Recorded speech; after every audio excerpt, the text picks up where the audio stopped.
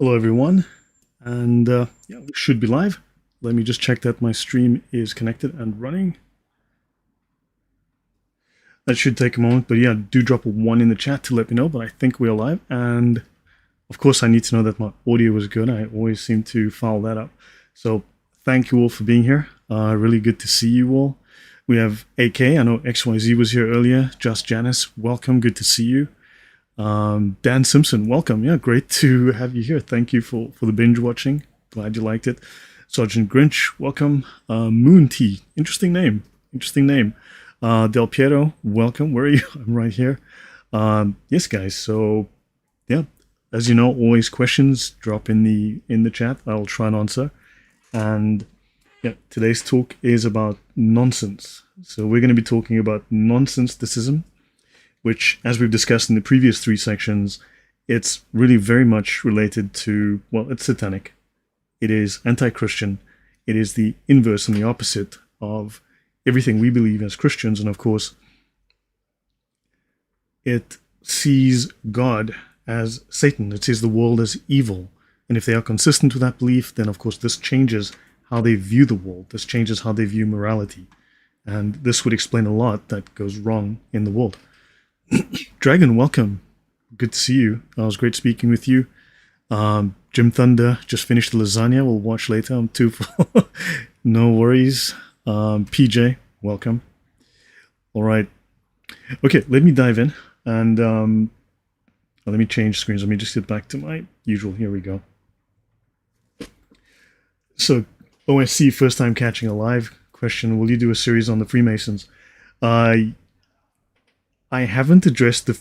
Okay, in my Gnosticism, Islam, KKK series, I do talk about the Freemasons.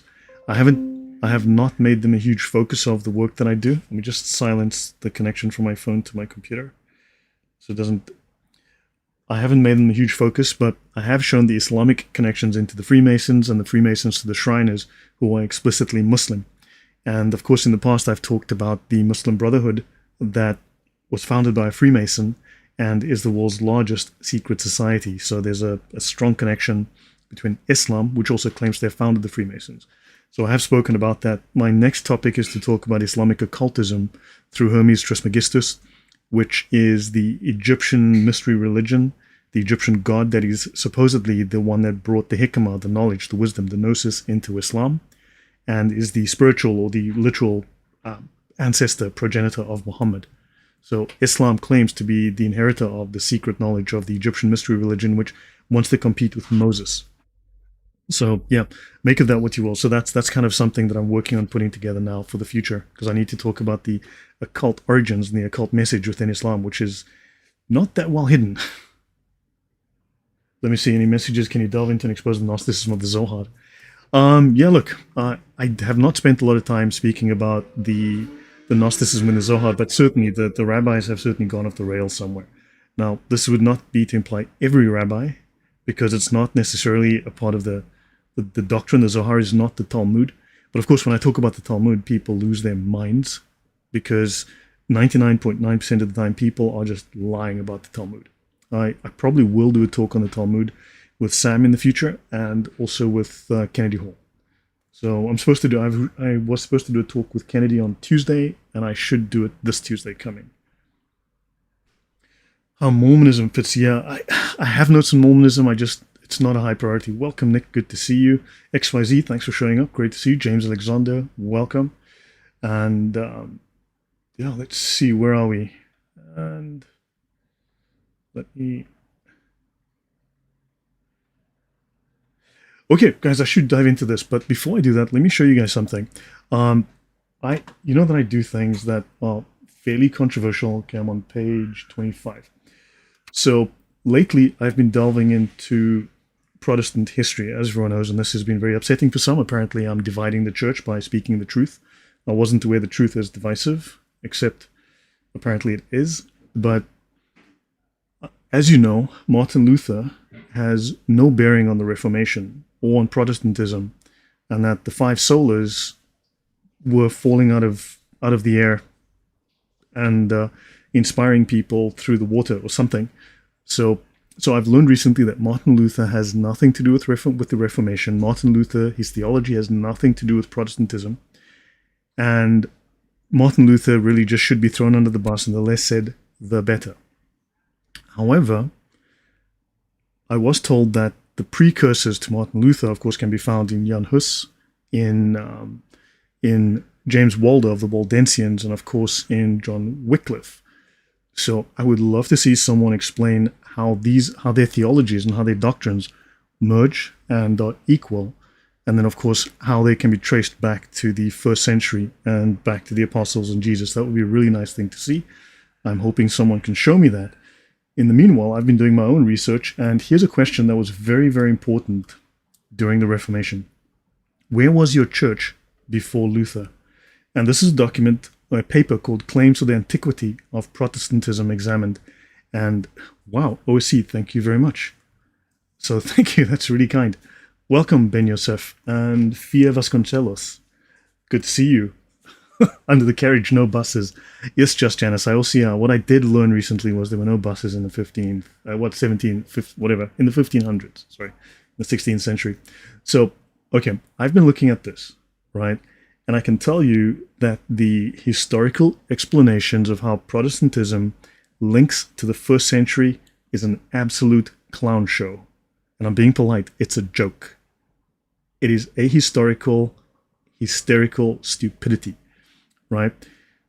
Because when you look at the plethora of contradictory, arguing, squabbling Protestant sects, none of them can agree on a history of how this connects to that, connects to this guy, connects to that, connects to the first century.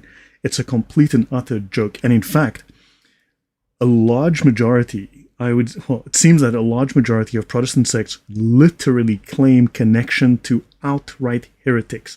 I'm not talking people that could fall on either side of the fence, but where even Protestants would unambiguously state these people are raging heretics. Baptists especially, but many, from the Anglicans to the Calvinists, you name it, have all claimed that a bunch of heretics going back through history prove Protestant connection to the first century and to Jesus. I don't know how Gnostics and raving lunatic heretics prove an apostolic lineage, but hey, it does.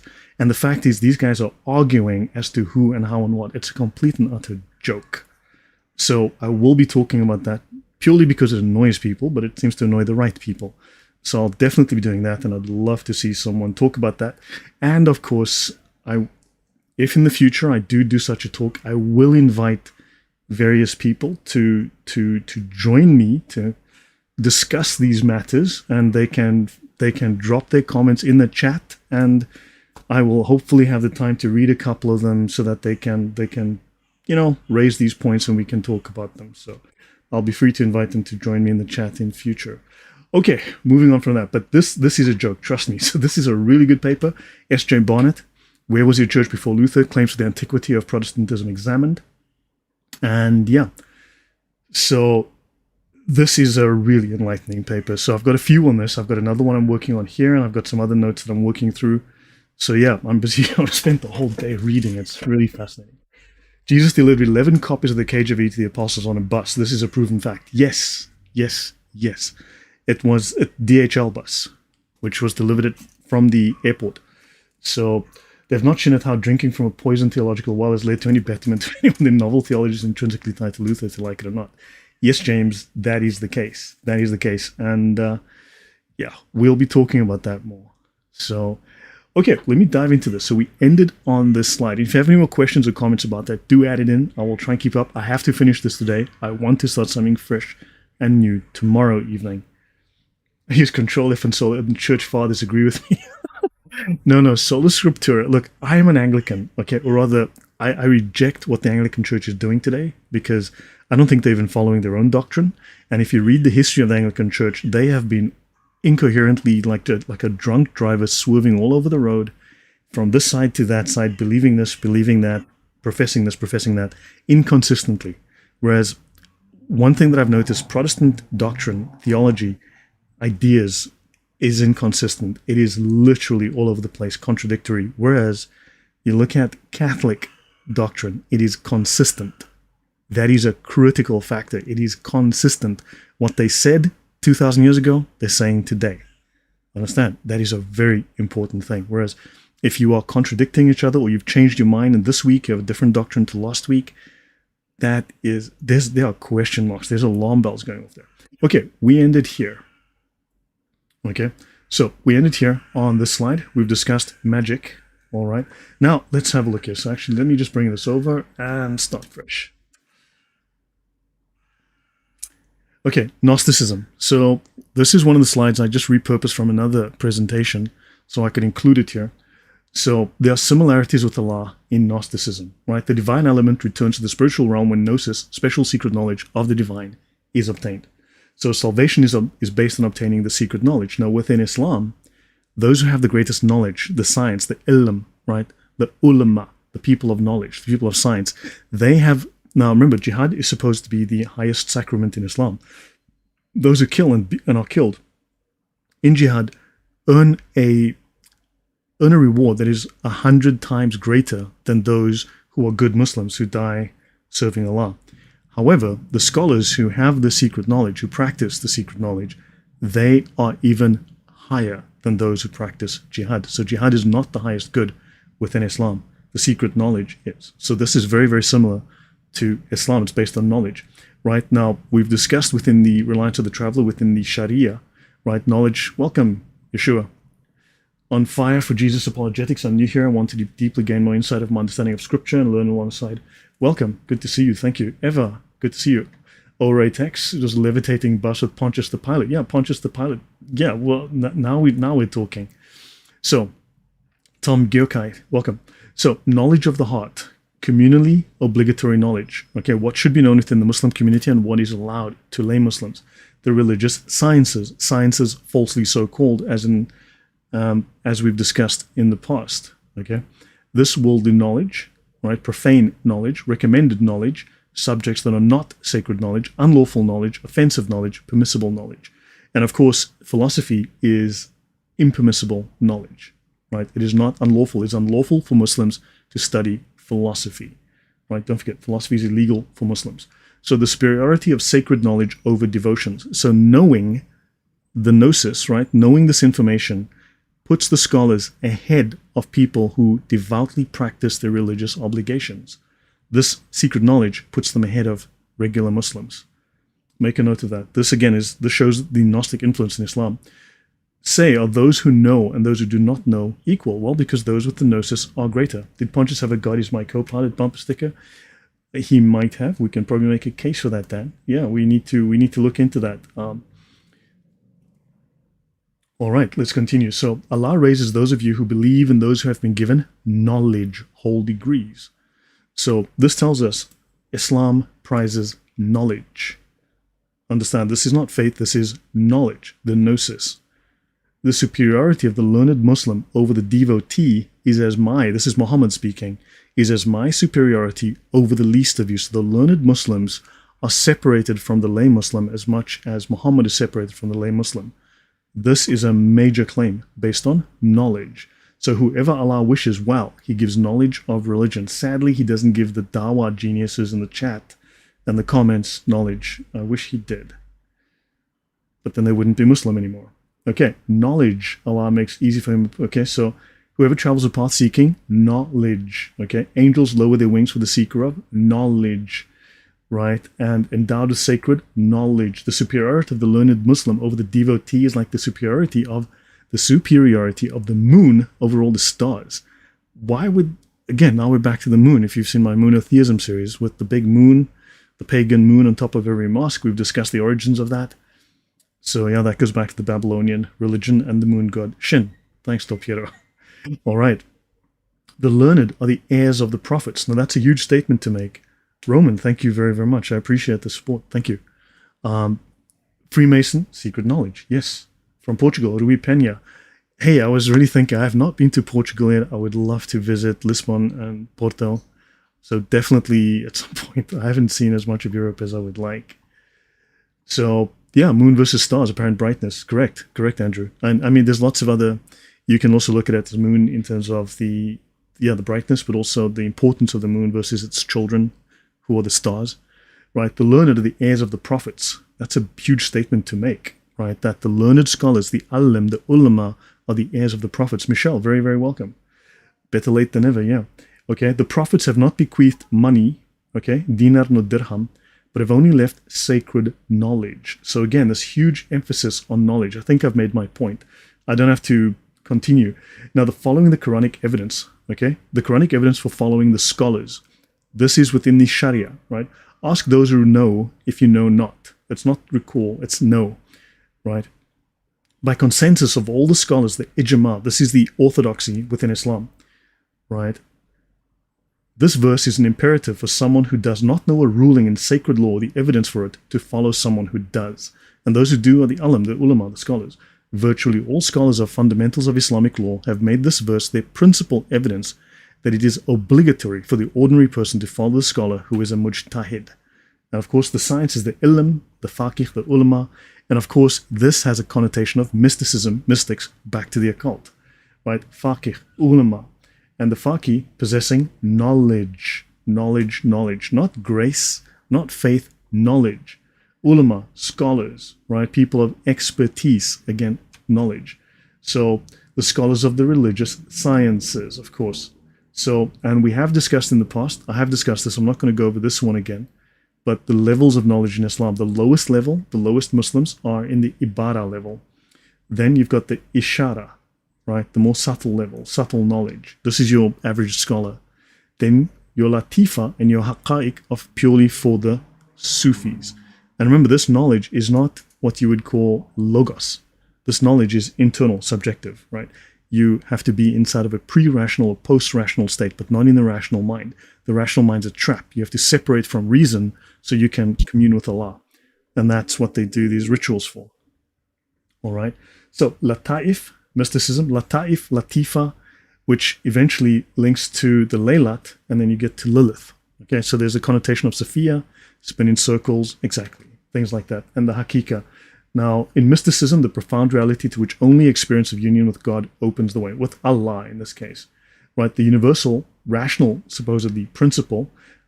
Now, this is al-Hakika al-Muhammadiyya. So this is the reality, the Muhammadan reality. The Muhammadan reality is that the world, the universe, the stars, the earth, are made from the fabric of Muhammad. Muhammad is the underlying fabric that made anything. Muhammad is the substrate, the source of everything that exists. Everything was made for, but also made with the essence of Muhammad. So understand, this is Islam. And the Ruh Muhammad is the spirit of Muhammad, which is also, today it's Gabriel, tomorrow it's Muhammad, the Holy Spirit. Okay? Secret philosophical doctrines. All right, so this is all about mysticism, direct communion with the ultimate reality, knowledge of God, ultimate reality attained through subjective experience. Vague speculation, belief without sound basis. Because they cannot describe it using the rational sense, because they reject the logos, it's all myth-making. Understand? It is all myth-making. All right, we've discussed this already, so I'll skip this, the science of letters. We've discussed the gematria, arithmomancy, onomatomancy, magical practices, and how the Quran has fire letters, air letters, water letters, earth letters, lunar letters, solar letters, and a whole bunch of other magical stuff going on. So we've discussed that. So let's go to Hermes Trismegistus, which is more interesting. All right, I've discussed this in previous shows, so please look those up for more on that. But Egypt, Hermes and Islam. So Hermes, we have to look at Hermes. In fact, the name is spelled multiple different ways.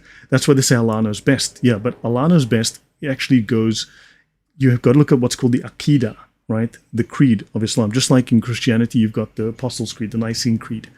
Islam also has an established creed called the Aqidah, right? They've got multiple of them, but if you look up the Aqidah, you'll find that Allah knows best is a formal part of Islamic doctrine that's in the Aqidah. So, Hermes. Hermes is a Greek god, okay? Except Hermes is like a triune god, if you want to think of it that way. It's a weird sort of a thing, all right? So, Hermes is also the Egyptian god Thoth. Actually, let me just try and bring up Thoth. Let's just see what I can do here.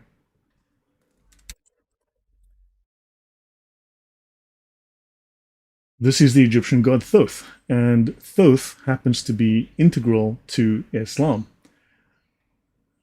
You'll guess why they want to claim this guy is integral to Islam.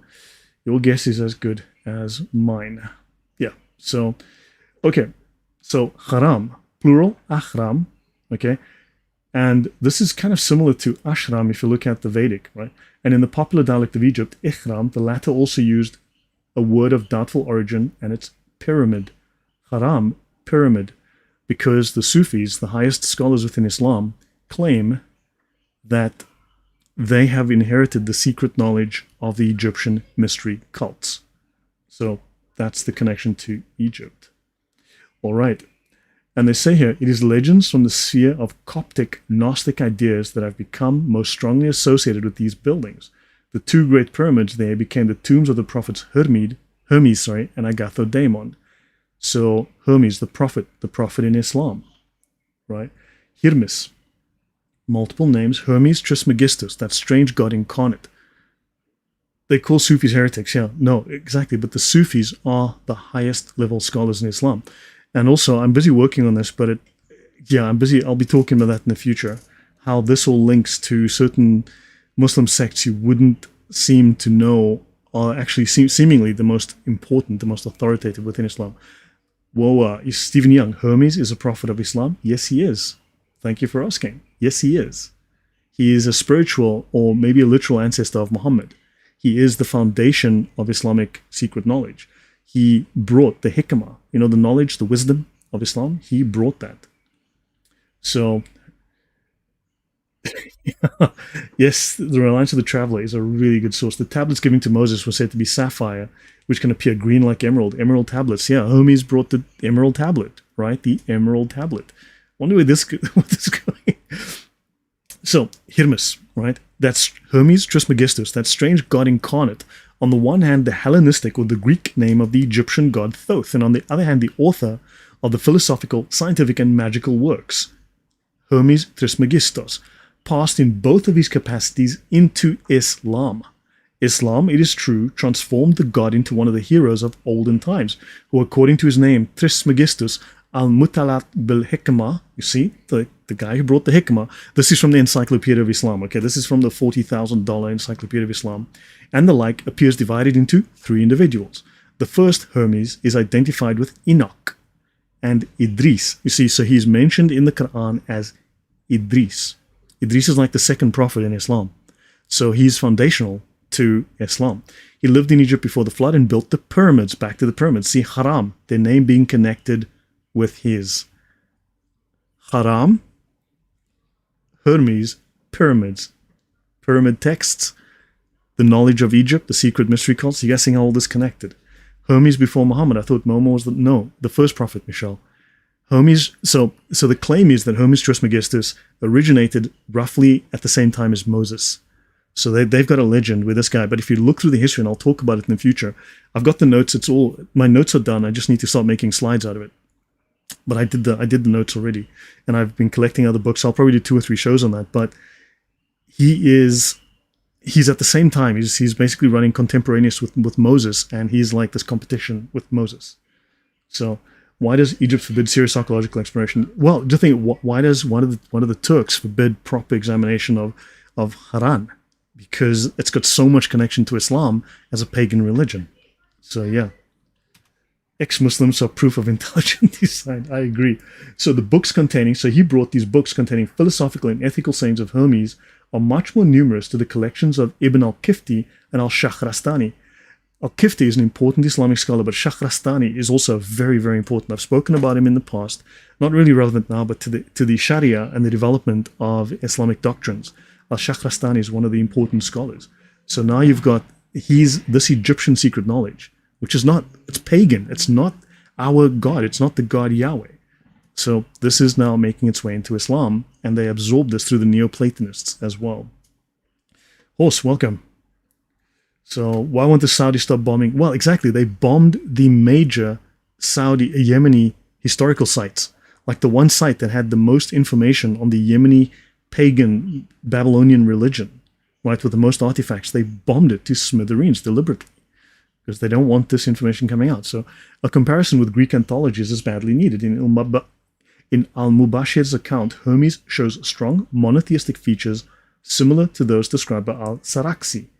All right, and then see Encyclopedia of Islam, Akhruf with Hermes Trismegistus, who was a mythical Egyptian sage who was reputed to live as a contemporary of Moses.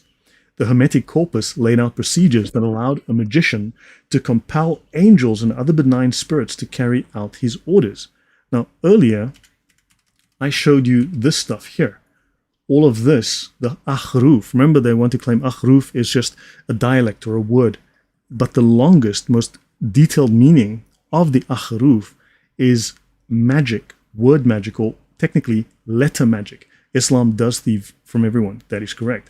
So it is letter magic, which also allows what they call theurgy, I think it's, if I remember, thaumaturgy or theurgy or whatever it was, that allows them to control demons and spirits to do their bidding. So you understand this Islamic practice, Islamic magic, is Egyptian ritual magic based on this. So the corpus laid out procedures to allow a magician to compel angels and other benign spirits by knowing the name. So you have to know the name.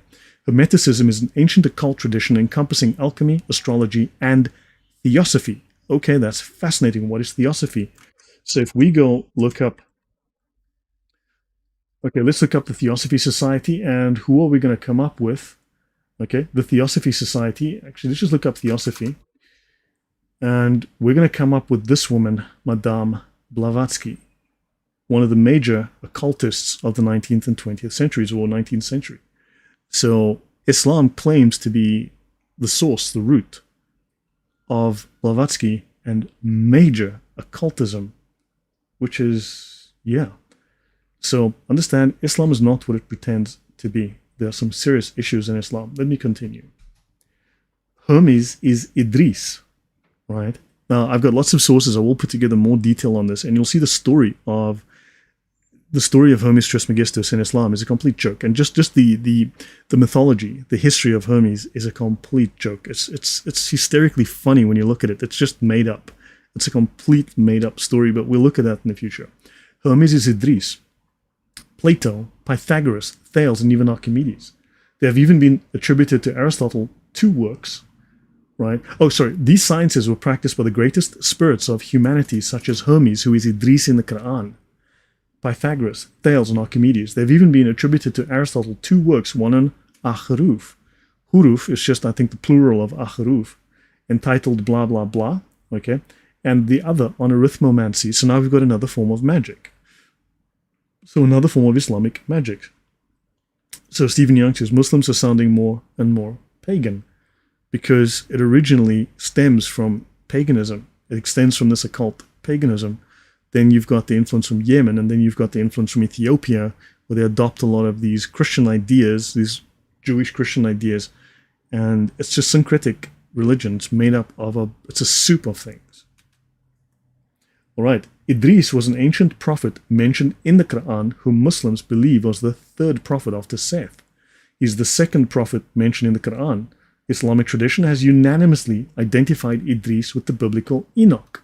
Although many Muslim scholars of the classical and medieval period, that's the earlier scholars. The later scholars have one story, but the earlier scholars have a completely different story. So the classical and medieval period scholars held that Idris and Hermes Trismegistus were the same person. Okay, so the 2nd prophet in the Quran and Hermes Trismegistus were the same person. Let's go back here. This guy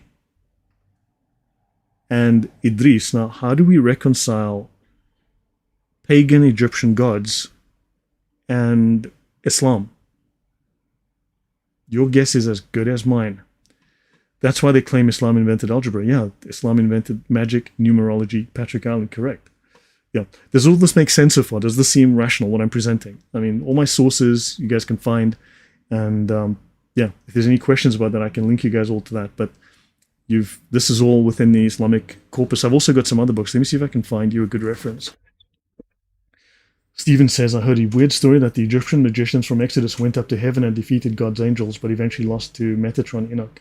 Is that a Gnostic story? You know, it sounds familiar. It does sound familiar. I don't know it offhand, but it sounds kind of vaguely familiar. Okay, so let me just go here. I'm going to look up Hermes. Let me just consider from there.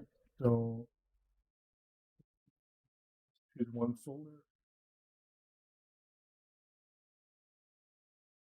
Then it was down.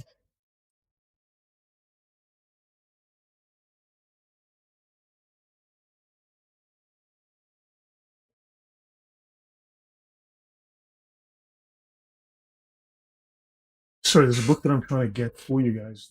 Well, this one, yeah, yeah, that's it. This one, you can look this up on my archive. This will really help you. There's a whole bunch of them. Just look for Hermes on my archive. Okay, go to my Google archive, check the descriptions. But this one is interesting. Kevin van Bladel, the Arabic Hermes, from pagan sage to prophet of science. So yeah, to Muslim prophet of science, we should say, right?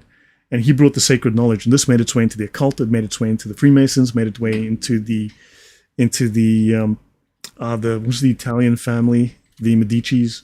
It made its way into all of the secret societies of Europe, and it made its way into the Nazis. And oh, good grief, it's just been everywhere. Okay. So what have I missed? Ancient pagan gods will be assimilated. Yes, yes, yes. X, Y, Z. Yeah. So let me just go back here. Okay, that's done. Um, yeah. So anyway, so that is just a complete mess that they are co-opting pagan gods, and that's Islam for you, pagan. Hermes and Thoth are synonymous, yes, as is Mercury. The god Mercury is Hermes, is Thoth. Yeah, so the Roman god Mercury, Hermes in the Greek, and Thoth in the Egyptian. Yeah. So a general tendency was to be observed among practitioners of religious sciences to consider as certain knowledge only what was inherited from Muhammad. Now, Muhammad did not bring scientific knowledge. Muhammad brought sacred knowledge, the gnosis. Only this is true knowledge. Everything else is false, which is why Islam does not have rational science. It doesn't follow logos. It believes in magical science, right? So they speak here of the science for Ibn Taymiyyah, one of the greatest scholars. He is a Sheikh al-Islam, one of the top 30 scholars to ever live in Islam. Translation is futile. You will be demolated. Yes, yes. I see the memes are starting. That's pretty good. Yeah, think outside that box, okay? So the science par excellence is that which derives from the prophet. All the rest is useless or does not deserve to be called science. Islam does not respect our science. They don't respect our logos. We need rationality to do science. This is not what Islam believes in. So the jurists of the Mutazili tendency, okay, comments that numerous prophetic traditions on the study of science concern only religious knowledge. So they're not interested in rationality, they're interested in subjectivity. The ulama have long been seen as a permanent government behind these changing dynasties. Now you're back to a secret society. These guys are the original deep state. Since even Aristotle is believed to be a Gnostic, isn't Logos as well Gnostic science? Wasn't NASA established by 42 Nazis? I mean, you can build a conspiracy out of anything. Of course the Nazis were taken, because would you want the Nazis to keep those Nazis, those scientists in Germany and build the bomb and then bomb New York, right? So we all have our own truth, yeah, and that's oddly enough, that's something I believe that Martin Luther even promoted. What do they call it? Nominalism. That it's true for you, right? And yeah, there's nothing objective outside. There's no eternal qualities that are ascribed to multiple things, but it's purely your own internal experience, and that's a dangerous way of thinking. So hikmah. See, I just messed up that slide. Let me just try and fix that slide quickly.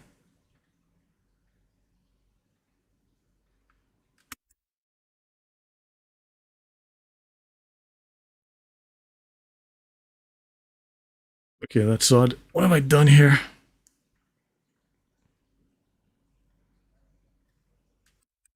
Okay, let me. Good grief! On a scale from 1 to 10, I'm being pretty stupid here. Let me just do this again. Okay, hikmah, wisdom, also science and philosophy. So what is the hikmah? This is from the Encyclopedia of Islam, Volume 3, Spiritual Alchemy. Hikmah, wisdom, also science and philosophy. Remember, philosophy is illegal for lay Muslims. Okay, if I go here, let me just go back to this. Let me go here. I'm going to go to the Reliance of the Traveler, right? And I'm going to search here for philosophy.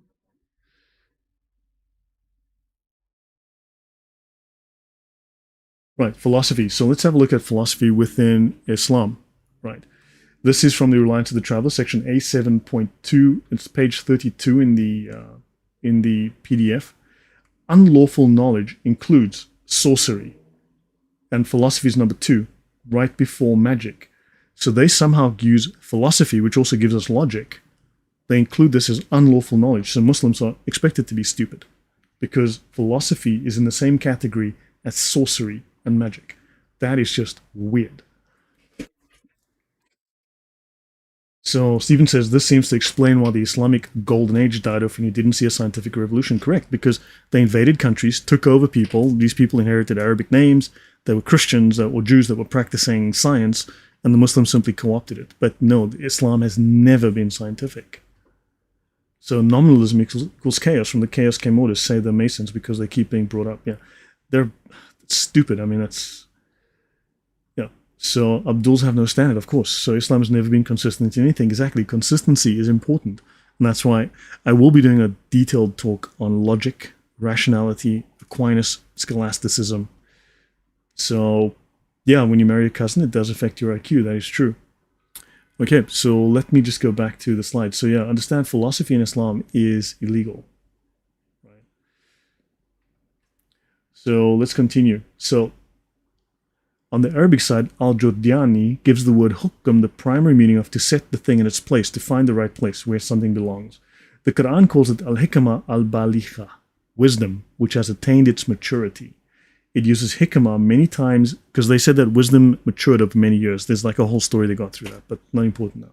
It uses hikmah many times in the current sense of wisdom, which implies knowledge of high spiritual truths. So the hikmah, the wisdom, is the gnosis. The book and the wisdom together often constitute a single gift. Wisdom was granted to David, to Jesus, to Muhammad, even to Luqman. We don't know who Luqman is. There's no parallel of him in the Bible. And is linked with the idea of purity, the pure knowledge, the gnosis. So Averroes was, so I think Irenaeus wrote, Aquinas wrote very critically of Avicenna or Averroes. And Al-Farabi, yeah, he's something I should talk about in the future. I have mentioned in the past, Al-Farabi introduced Neoplatonism and false Aristotelianism into Islam. And he was critical scholar within Islam. Now's not the time to talk about that, but Al-Farabi is someone who we should talk about in the future. He has a huge role to play in the development of Islam at a certain point in time. Yeah. Well, they call them heretics today, just like they disavow the Sufis, but the Sufis are at the top of the pyramid in Islam. The Tarifat understand it not only of every word that accords with the truth, right, which implies knowledge, but also of science and action, of the science of the licit and the illicit, what's legal and what's illegal. Remember, Islam is not a moral system that has right and wrong. It's a legal system. It has legal and illegal. It doesn't have morals, not right and wrong. It has legal and illegal, and there are loopholes in the law which allows the illegal to become legal. So it is able, through its little legal trickery, right, to make illegal things, immoral things, legal. So of the sciences, of the religious law, and also of the secrets that elude common knowledge. Okay? Of the secrets that elude common knowledge. The ghaib. That is to say, the secrets of the divine essence. It is then al-hikmah al-muskat al-har, the science about which one remains silent. Oh, this is why philosophy can't be discussed. The science about which we remain silent. The secret science. So let me just fix my slide and get this one back up. And there we go. Hikmah, wisdom, but also science and philosophy, the ancient usage of the world lent itself to this evolution, which was favored by the meaning of the Greek, of the purely Arabic side. Okay, they give the word hukm. So this again is, so the science about this comes from the Encyclopedia of Islam. You can always look up hikmah, look up the volume dealing with H in the Encyclopedia of Islam. I'm just going to skip forward here because I messed up the slide. And in Ibn Sina's definition, wisdom is the passage of the soul of man to the perfection possible for him within the two bounds of science and action. So, if you look at the Soviets, look at communism, socialism, they believe in the socialist man, the perfected socialist man and woman. Look at the Nazis, they had the Übermensch, the perfected man. Islam has the perfected man as well. right? Islam has its own perfected man. Muhammad was perfected, and it's important for these scholars to become perfected like him. And for this, you need the hikmah, and the science is not science as we know it. This is occult science. This is alchemy of the soul. So understand that this idea made its way, it's a Gnostic idea that's made its way into very toxic, very destructive Western ideologies. Hermeticism and Islam. So Abd al-Jabbar, very important scholar within Islam as well in the 11th century, I believe. They also called Hermes the ancient philosopher, the threefold Hermes, Hermes Trismegistus, right? Hermes al-Mut'alath, okay? And he has in mind here Hermes Trismegistus, Hermes of threefold wisdom.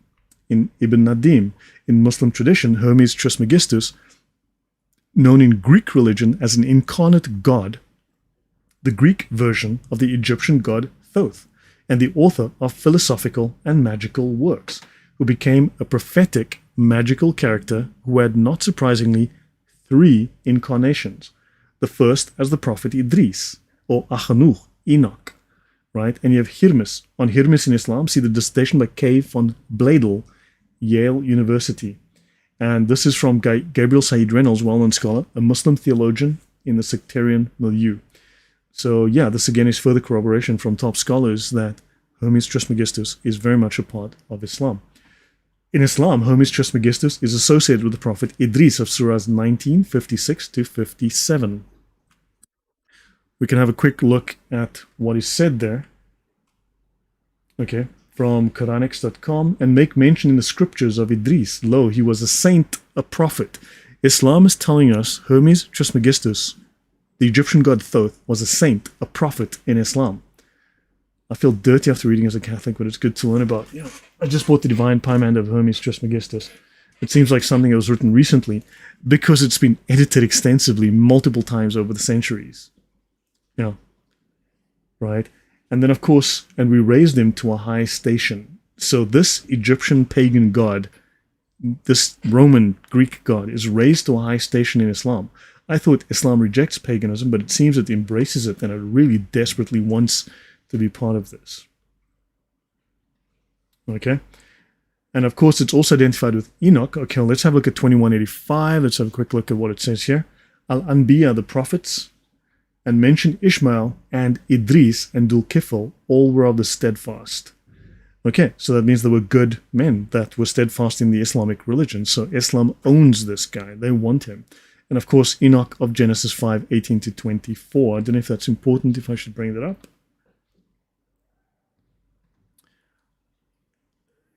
Enoch begat Methuselah, and Enoch walked with God. Actually, let's have a brief look at this then. So, it's short. Jared lived 162 years and he begat Enoch. Enoch 800 years and begat sons and daughters. And all the days of Jared, let's see, were 960 and he died. And Enoch lived 60 and 5 years and begat Methuselah. Enoch walked with God after he begat Methuselah 300 years and begat sons and daughters. All the days of Enoch were 365 years. And Enoch walked with God and he was not. And he was not, for God took him. Okay, so disappears after 365 years. Islam is, yeah, it's on demand, it grabs everything. Maybe they assimilated Hermeticism the same way they assimilated Alexander the Great. Both are Alexandrian systems, yeah. So the whole Hermes Trismegistus story, if you look at the history, it changes and changes and changes. It's a complete joke. It's obviously fiction, but it's presented by these occult organizations as true. So, the star-worshipping sect, the Sabians of Haran, also believed that their doctrines descended from Hermes Trismegistus. Now, this is important. The Sabians from Haran, Haran is just across the border from Turkey, from Syria into Turkey. It's about 20 k's over the border. Haran is where originally Abraham stopped on the way to Canaan, right? So Abraham's family traveled south to Canaan, and they stopped and they stayed in Haran. There are 3 places, 3 towns in that region named after family, uncles and brothers, or uncles of Abraham. Right, so this is very unusual. Abraham is said within the Jewish texts to have been a Sabian or a Sabaean, right? So, but the Sabians, Muhammad is claimed to be a Sabi. Within the Hadiths, and I've shown this multiple times, Muhammad is said to be a Sabi, Sabis are moon worshippers that claim their doctrine comes from the Egyptian mystery schools. When the Muslims took over that area in the 8th century, late 7th century, they inherited this knowledge because there was a major university, an occult university there, and they claim they took all that knowledge, absorbed it into Islam by the Sufis, and then took it to Spain. So, yeah, anything goes as long as it's done in the name of Allah. Yeah, which is crazy. I mean, Islam is insane. So all superstitions in order to control people. Yeah, and this is just nonsense, right? Let me see. So Muhammad is claimed to be a Sabi in the Hadith in Da'if Bukhari, Volume 1, Book 7, Hadith 340. For the Muslims who are listening, this is a joke, because Muslims constantly come and tell me, ha ha ha, you don't know what you're saying, that's a Da'if Hadith, ha ha ha. Yeah, look buddy, it's a Sahih Hadith, that's called a joke. You are clearly ignorant, it happens a lot. At least 20 Arabic Hermetica extant. So in other words, the Muslims cannot claim they did not absorb this into their scholarship, into Islam. There's 20 Arabic Hermetica extant. Some were translated from Greek or Middle Persian. Some originally Arabic. Hermetic fragments are found in 2 works of Muslim alchemists, right? From the 800s, early 800s. They cited an early version of the Emerald Tablet in his Kitab Ustukus al-Us, and Ibn Umayl from the 900s quoted and commented upon Hermetic sayings throughout his work, among them a commentary on the Emerald Tablet. So these things were all very much involved with Arabic magic. Hermes Trismegistus is synonymous with magic and alchemy, the heir of a primeval knowledge, a preserver of hidden truth, the truth that must not be spoken of, and the transmitter of the art of sorcery and alchemy to mankind. The Stream Elements bot is acting up. You know what? I might need to kill the bot permanently. That's Daif. Yeah, Dano. Yeah, just tell the Muslims. Okay, so uh Big Mahmoud. I love UK Christians. Yeah, thanks, Andrew. Um, Joseph Smith appears to have stolen Muhammad's template of theology. He did, as far as I can tell, he did. Conectando al Islam, I love Daif Bukhari. It's the best book. It's full of knowledge and wisdom, yeah. I wonder how many emerald tablets were burned by with money. Good question. Okay, so Hermes Trismegistus is synonymous with magic and alchemy, the heir of a primeval knowledge, preserver, hidden truth, the transmitter of the art of sorcery and alchemy to mankind. Alchemy comes from an Islamic word. It's an Islamic practice. Okay? The ancient alchemy was derived from the Arabic chemiya and may ultimately derive from the ancient Egyptian word chemi, meaning black, which I'm guessing here, does it mean black magic? Chemiya, alchemy, black magic. Mary Louise von France describes in an introduction to Ibn Umayl's book of the explanation of the symbols, Kitab al-Rumuz, the contributions of Islamic alchemy as follows. In the 7th to 8th century, Islamic scholars were mainly concerned with translating ancient Hermetic Gnostic texts without changing them. So they had taken this information wholesale, was sacred to them, and they thought these are the secrets of the universe.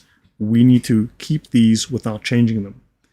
Gradually, they began confronting their content with the Islamic religion and began to think independently and experiment themselves in the realm of alchemy. The same happened when this knowledge made its way to the West. So they would inherit it, but it's already been altered by the Greeks. Look, it came from the Egyptians. They altered it a couple of times. Then it went to the Greeks, and then it moved somewhere. And every time it moved somewhere else, it got altered and edited and changed. So what they were getting was not the original already. It's already just something that's changed. It's broken telephone all the way through. So they thought independently and experimented themselves in the realm of alchemy. Thus, they added an emphasis on monotheistic outlook, Tawheed. So they imposed Islam on it.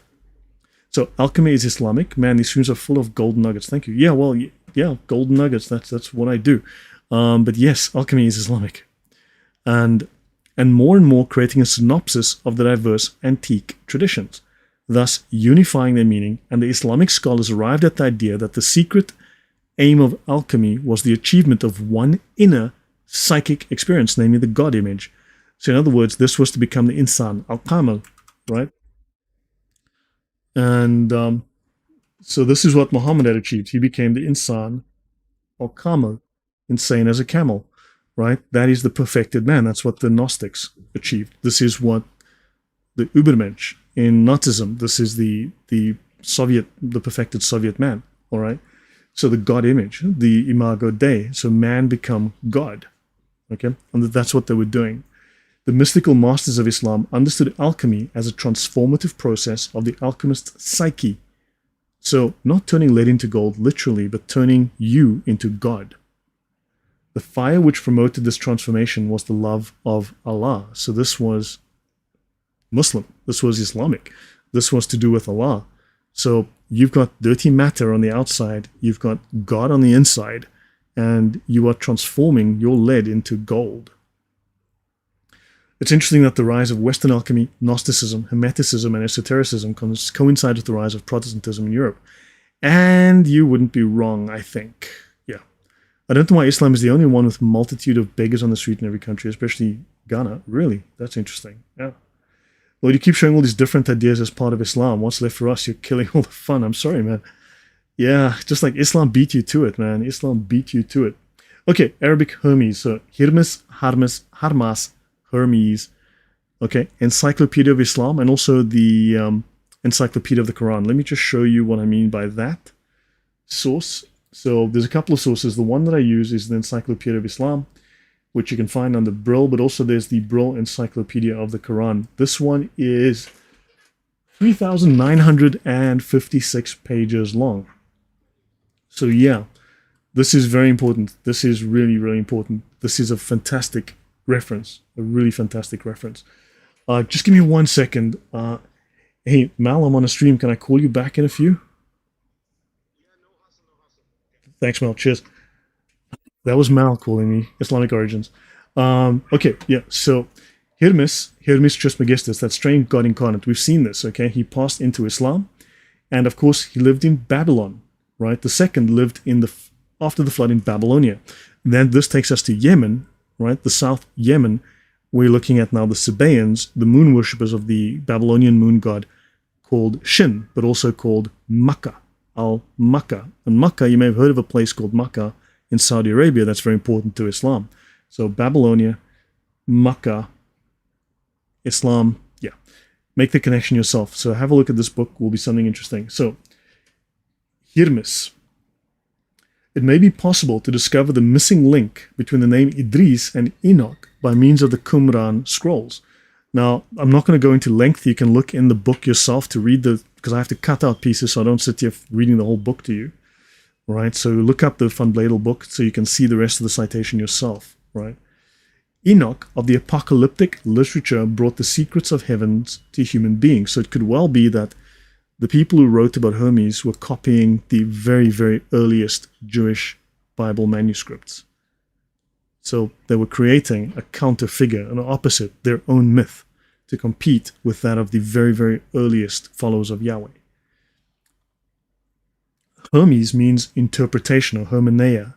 In the Damascus Covenant Scroll, the interpreter of the Torah is also identified with the star, the name used to refer to Mercury.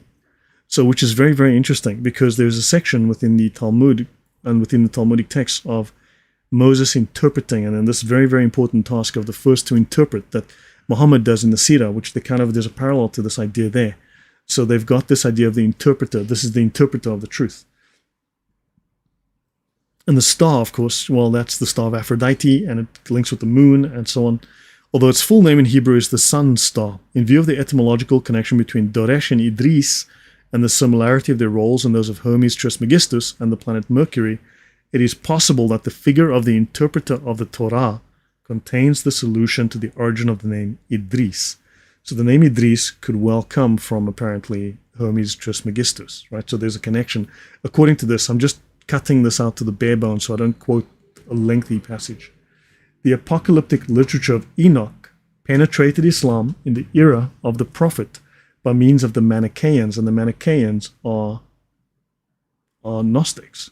They're crazy Gnostics, Mani, right? And so why would they now be absorbing massively Gnostic texts into Islam as well? Manichaean texts, for that matter. So, right, fragments of this literature, which were discovered in the Qumran caves, are the basis of Mani's Book of Giants. So now you've got a heretical Gnostic sect that was stealing from the very oldest Jewish texts, right? Very oldest biblical texts. Some of this would be, I guess we'd call apocryphal. And this makes its way into Islam, which is crazy. That's from the Encyclopedia of the Quran, page 1104. Just look up Qumran or Book of Giants or whatever. That should have been a capital G. So what have I missed? Why do they keep claiming the names of stars of Arabic names? I know, it's astrological as well. Basically, they were good at changing names, yes. John Scott says, I always find it fascinating how all these things tie in together. Babel, the gods of nations, all the way to Islam and modern-day Gnosticism. Yeah, it's all connected. It's weird how it actually all connects. It shocks me as well. How, yeah, it's surprising, but all of these threads connect. Basilgate, welcome. Welcome. Late developer, yeah, looking forward to chatting with you soon. So Stephen Young says, interesting that Enoch was preserved by Ethiopians and Muhammad and was influenced by heresies from Ethiopia like Mary as divine.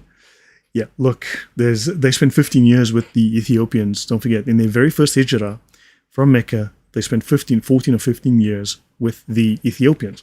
The word Tawhid comes from the Ethiopian Orthodox Tewahedo Church, which refers to the unity, the complex unity of the Trinity, right? The unity of God, right? So the Tawhid, the Tawahedo, the unity. So Allah's a unity, Tawhid, not a singular, not a monad, but a unity.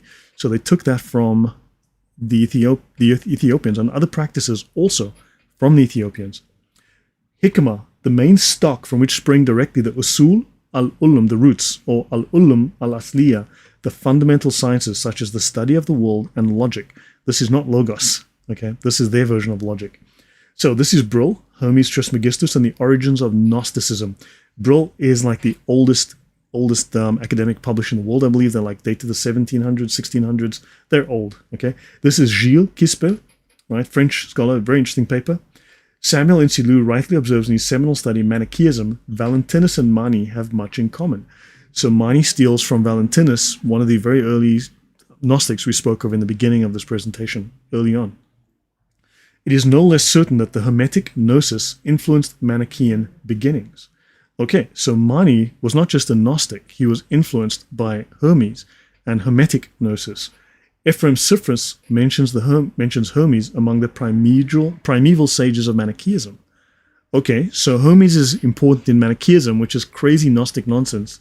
I mean, insane Gnostic nonsense, well known, and then it's also in Islam, the same source, the same ideas, and we know that. So people always talk about how Manichaeism makes its way into Islam and how you can see parallels between Muhammad and Manichaeism and Mani, but now they both are getting their information from the same source, which is Hermes Trismegistus. A unity of what? If there's only one singular, nonsense at its finest, or X. Yes, exactly. It's a unity, but of what?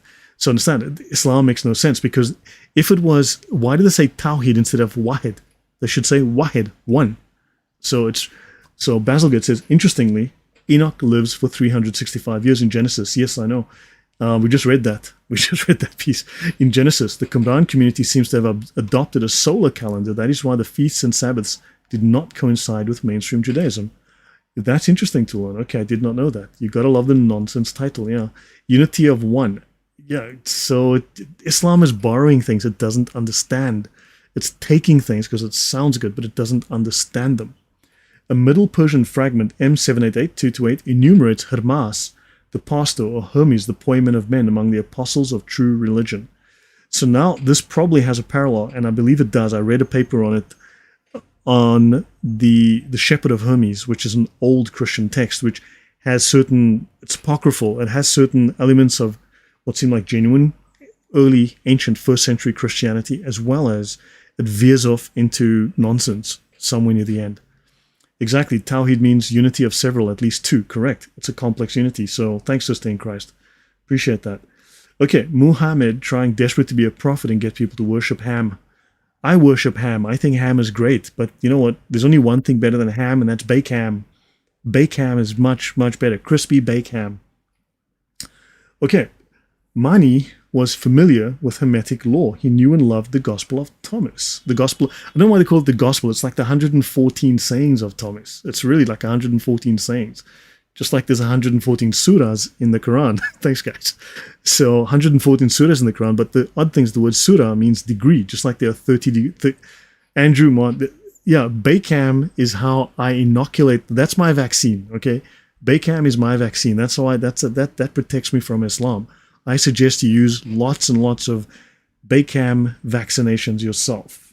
Okay, daily Baycam vaccinations. Just send me Baycam. Okay, if you want to be nice to me, just send me Baycam.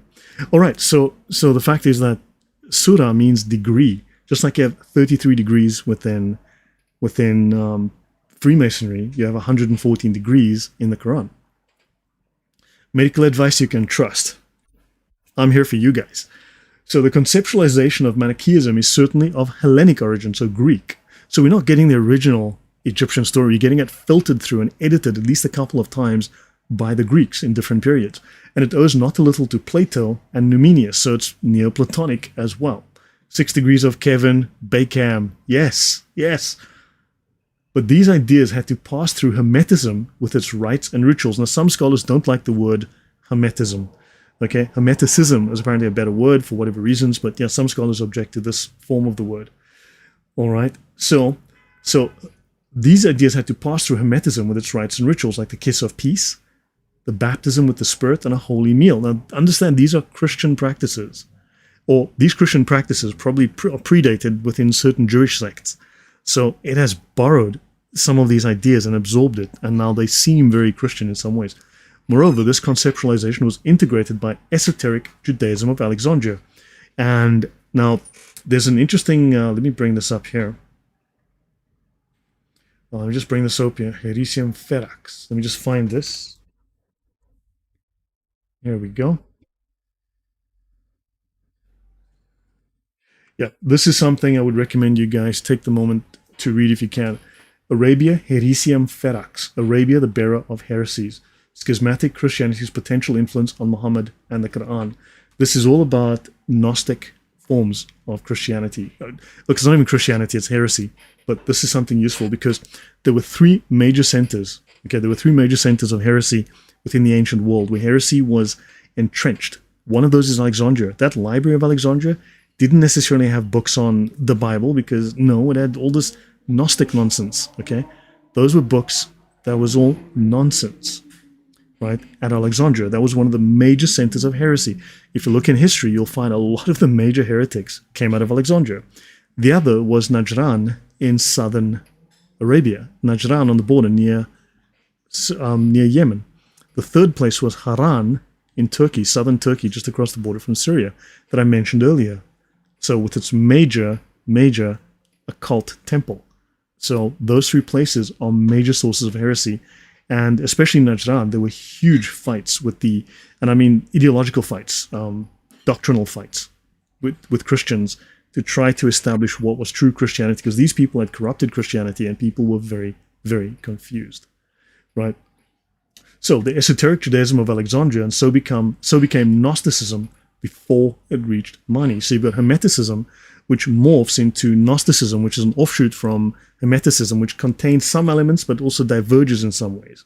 So, and then you've got Mani coming into the mix, and then Islam takes all this stuff in. So Islam borrows names like Elijah, John, and Jesus, which literally includes the name Yahweh, but then say Yahweh is a pagan god. I know it's stupid. I mean, you got to be a special kind of stupid. And then Iberia, actually, so Jimmy Berman, Iberia, Spain was called Hispania for a long time.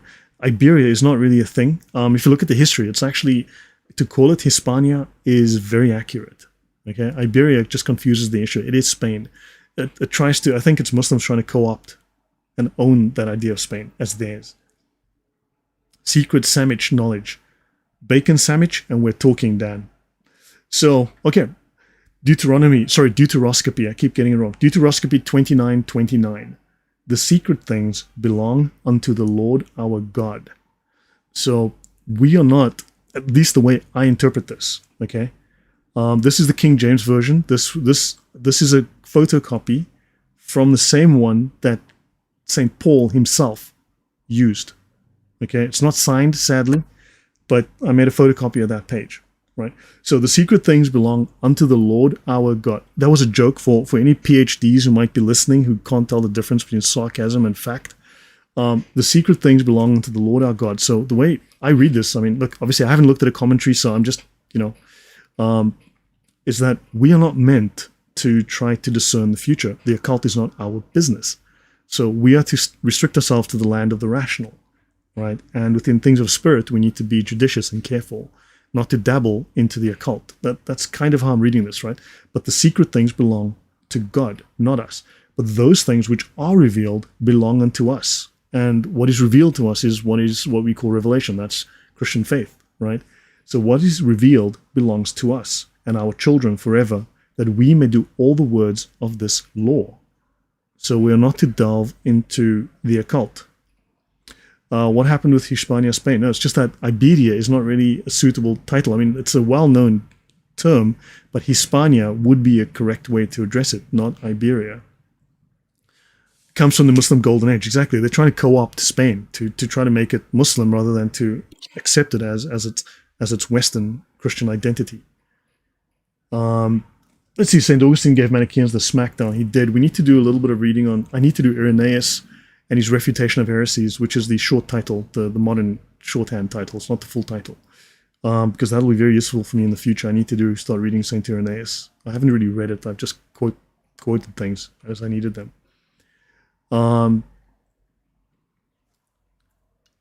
So what do we call a group of 1.2b liars? What does that mean?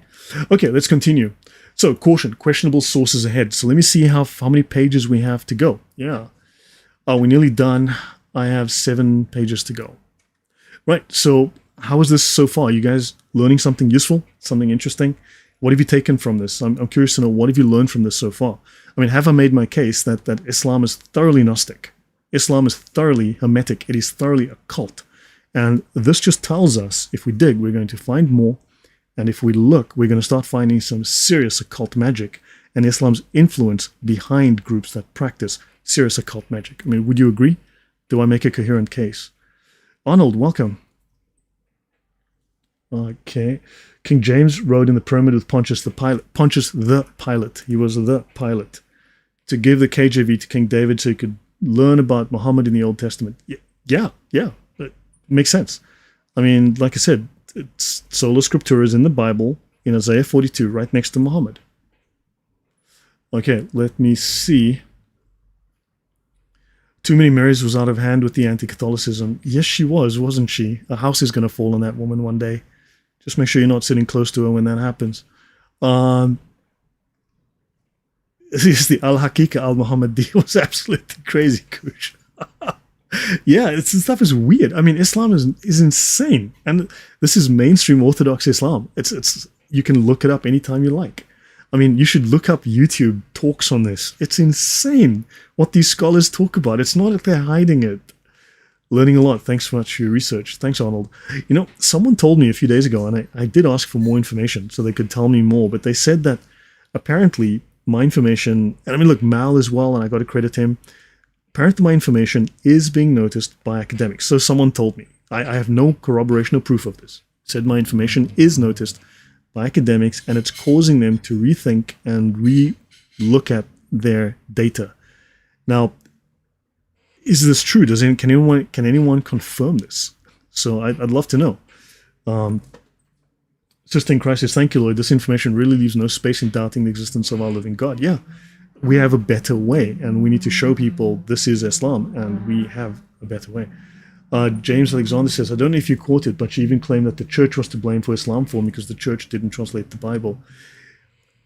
I was working with a friend of mine today. He's out in the UK. He knows who he is. We were talking about this today. He's been doing some research work. That story about Bible translation, let's just say the standard narrative is not true. Once you look, you'll start to find some fascinating information. And let's just say we will do a talk on that. It's just I've got so many talks I need to get through.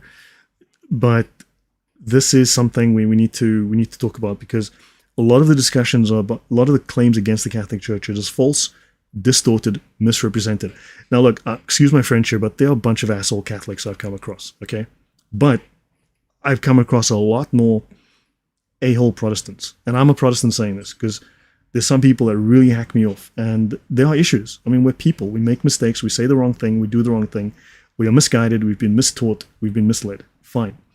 But one thing I like about Catholicism is the consistency. Whereas you go to the Protestant sects, and man, they cannot make up their mind. Like I showed you in the beginning, with that history. And one day I'm going to cover that, and it's embarrassing. It is embarrassing to look at. Like these guys are, because one, if they are correct, okay, if these scholars are correct about the roots of Protestantism, if their lineage, the way that they trace it back to Jesus and the apostles, if it is correct, then it comes straight out of nasty heresy. Then Protestantism is 100% built on the filthiest, nastiest heresy, if they are correct. And if they are not correct, then they are just lying and making up stories. Either way, it's a fail. It's a massive fail. It's embarrassing. Right. So Andrew says there are a-holes in every church, and that is true. There's one guy that really hacks me off, a guy called E. Muhammad Jones. You may know him. That guy really gets up my nose. Kufa had Jewish and Nasara schools, so as far as I know, could it be obtaining writings from them? Yes, correct. You have sources to back up your claims, Lord. He deserves to be noticed. Thank you. What was happening at Complutensia? Tyndale short-circuited the process to rush at his red-top tabloid New Testament. Yeah, well, I was doing a lot of work on Wycliffe today, and yeah, there's some serious issues there. Because look, I mean, I think I've definitively proven that there was a deliberate, targeted effort to change, and it could be well through the French, because thanks to Yahweh for that. Yeshua is Yahweh. It could well be that somehow through the French they changed Jacob to James for a very particular reason, okay, a very targeted reason. But we've established one change in the Bible made by Wycliffe that has become canon now, all right? It's a fait accompli, it's done. But this implies there are other changes that were made that we now need to go and find, like words that have been changed, sentences that have been altered. So I don't want to get into Bible conspiracy theory, the Bible's been changed, but Protestants wrote those Bibles and according to an agenda. So this is something that I'm curious about. Protestant believer, my dad started the biggest Catholic church in my area. Cool. Luther compromised with the Mohammedans. What a tool. Yep. Hillslide, can you make more videos on French Revolution, please and thank you? I did a whole bunch of stuff on the French Revolution, man. Yeah, it's just that it's a lot of work to do. I've got so many things I want to do. I need to start doing maybe streams twice a week now because I have so much material. I need to get through it by streaming more often. What was happening? So, okay, let me finish this. Let me finish this. Questionable sources. When I say questionable sources, I don't mean these sources are just blatantly false, okay?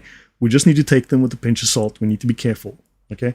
Some of the stuff will be good. Some of it's just, I think, to me at least, speculation. So just be cautious. So from here, we're heading to sources that are to be taken with caution before drawing conclusions. It is not that 100% of the information is false, but it is partial or mixed or requires disentangling. So discernment advised, okay? Have you spoke about socialism in Spain? I mean, the Marxists went nuts. I mean, yeah, of course. This needs deep, and of course the Marxists get called conservatives, like, huh? This needs deeper, rigorous investigation to untangle the false details from discernible facts. However, this also corroborates the Islamic sources. So, again, I just got to be cautious with this, okay? Colossians 2:4-10. I'm telling you this so that no one may deceive you by fine-sounding arguments. See to it that no one takes you captive through hollow and deceptive philosophy. So look, you've got my sources, you've got my books, you can search for all this stuff. I mean, I answer chats, and I'll give you the references, you have it, so that check, okay? One of the core tenets of Islam, no, Islam is Gnostic, true blessing. Islam is Gnostic. It is a Gnostic religion. It claims to be a Gnostic religion. Where do I find Lloyd? I haven't made any specific, I've made very few, 1 or 2 specific Luther videos, but I've been talking about Luther in reference to a bunch of other things. Luther, there's a lot, just like the Muslim stuff, the nasty stuff's in Arabic and not translated, as far as I can tell, and I don't ask me to prove this right now, but from listening to German scholars, listening to talks by scholars, apparently there's some nasty stuff out there about Luther that's not translated into English, and it's behind paywalls or academia.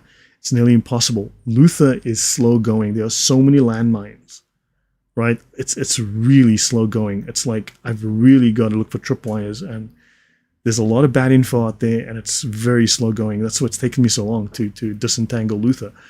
So I will do stuff. I have stuff that's looking pretty solid, but yeah, man, they've made it really hard to get to Luther. And it, to me, seems deliberate. Okay, so some of this comes from initiates of various secret societies with their own agendas. So understand that. Okay, we need deeper, rigorous investigation to untangle the false details from the discernible facts. However, we still get corroboration of Islamic sources. Unthinking conspiracy theorists would likely draw from sources of this type, okay, and reach erroneous conclusions. So be careful of this information. Islamic occultism and Hermeticism, Gnosticism must move towards genuine study of the subject from good academic and historical sources. There's a couple of sources online, YouTube channels, big channels that put out a lot of Gnostic stuff that are talking absolute poop. Okay, I've watched a bunch of stuff, and honestly, it's poop. PhD for piled high and deep, or poop high and deep, whatever. But yeah, there's a couple of guys out there putting out, and it's like, what are you talking about? Since credible sources, including ancient, authoritative Islamic scholarship, does exist. Zwingli and Calvin. Zwingli is, man, I've read Zwingli. Holy moly, the guy, talk about circular logic. Talk about an idiot. I was amazed how badly he writes. Okay, so anyway, enough. Let me finish this. I want to finish this today because I want to do other things tomorrow. Ismaili.net, Haqaiq, the esoteric truth. So Ismaili Muslims, right? The religious revolution of man was considered to have taken place in 7 years under 7 messenger prophets, the first 6 of whom were Adam, Noah, Abraham, Moses, Jesus, and Muhammad. Each of these messengers revealed a religious law in esoteric form. So these guys are very much into the occult. You saw that biblical verse that says, look, the secret knowledge is not for us. Okay, whereas that's for God, not for us. We are to stay within the bounds of the revealed law. Whereas these guys are all about the occult and going astray, right? And this esoteric form was readily interpreted even by the uninitiated. This is the Zahir, or the external aspect. We've mentioned the 4 layers within Islam. The 2 divisions, the 4 layers, the lowest layer being the Zahir, the external, right? But as you go up the pyramid, right, then you have the batin, the internal, the secret. But each of these messages also contained an inner esoteric truth which required interpretation by the small number of initiates capable of receiving them. This is the batin, or esoteric truth. So these guys are claiming that they have secret knowledge. The esoteric truths themselves, haqa'iq, were explained by a successor of each of the messenger prophets, known as the wasi, or the legates, or by the sami, the silent ones. Remember, knowledge of which you remain silent, whose task was to explain the batin of the scriptures and the law, so the secret Bible. The legate was in turn, or the secret Quran, was in turn followed by a series of 7 imams, the 7th of whom became the next messenger prophet in the series. The last era would be marked by the Mahdi, who would make the inner doctrine public and inaugurate an era of pure spiritual knowledge, where you would read the Bible and the Holy Spirit would convict you, and you would feel the Holy Spirit guide you, and the Holy Spirit would talk to you, that voice in your head, yeah, pure spiritual knowledge. That is also the same claim, the same Gnostic claim made by Joachim of Fiore in the 10th century, that eventually created massive doctrinal shockwaves throughout Europe, massively influenced a lot of occult societies. All right, Ismaili theology was thus revelationary in character. The Haqaiq transcended human reason and ultimately derived from Gnostic doctrines. Considering the principles of spiritual and physical worlds in Neoplatonic terms, the Gnostics held that the physical world had been created by an inferior deity, the Yahweh of the Old Testament, who was allowed a certain lassitude until God decided to send his son to inhabit the body of Jesus. That's not Christian theology, by the way, right? And free the world from false teachings. Certain Gnostic notions passed into Islam when Muhammad adopted the Gnostic idea that the body which was crucified was only a phantom which the Jews and Romans could not harm. This is from a book called Edward Berman, The Assassins, Holy Killers of Islam. This is really interesting. His history is very interesting. Okay, so let me just go back, find this link. Okay, so The Assassins, Origins of the Nizari Ismailis. So this is actually really, really fascinating stuff. Okay, let's move on. The proselytes taught that a prophet is known as such, not by miracles, but by his ability to construct and impose a system that is at once political, social, religious, and philosophical. So again, the Ismailis, they speak of a political prophet. The prophet that's coming must do politics. Stephen Young, I'm a Catholic, but I'm interested in the Eastern Orthodox Nous. Do you think that's related to Nous at all? Of course it is. But look, no offense to people in the Eastern Orthodox, but from my understanding, my reading of things, there's an element of Sufism, Islamic Sufism, an element of the Adab al-Jadal, the Islamic method of argumentation, of disputation, which is also within Protestantism. And I think there's an element of Gnosticism within the Eastern Orthodox that not for me, no thanks. So yeah, it doesn't mean that people who follow Eastern Orthodoxy automatically become Gnostics, but it's there. It's definitely there. And there are practices that, no, that's not Christian, not to me. So it's made an impact, it's burrowed in there, and it's a problem.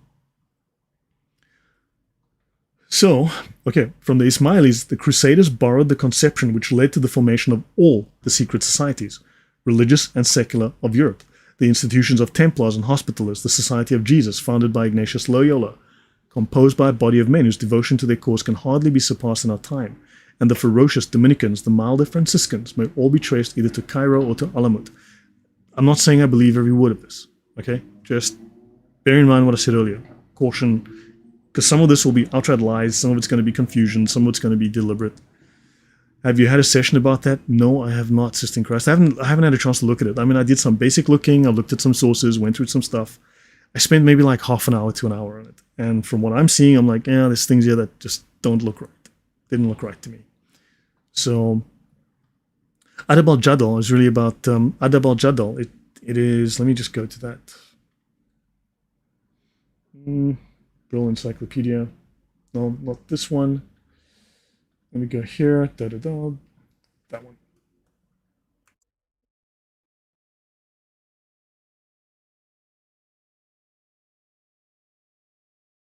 Here we go. Adab al-Jadal.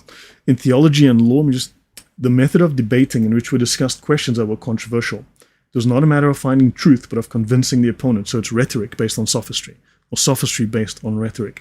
Not designed to find truth. This is the complete opposite of Aquinas dialectic, the Aquinas scholasticism, right?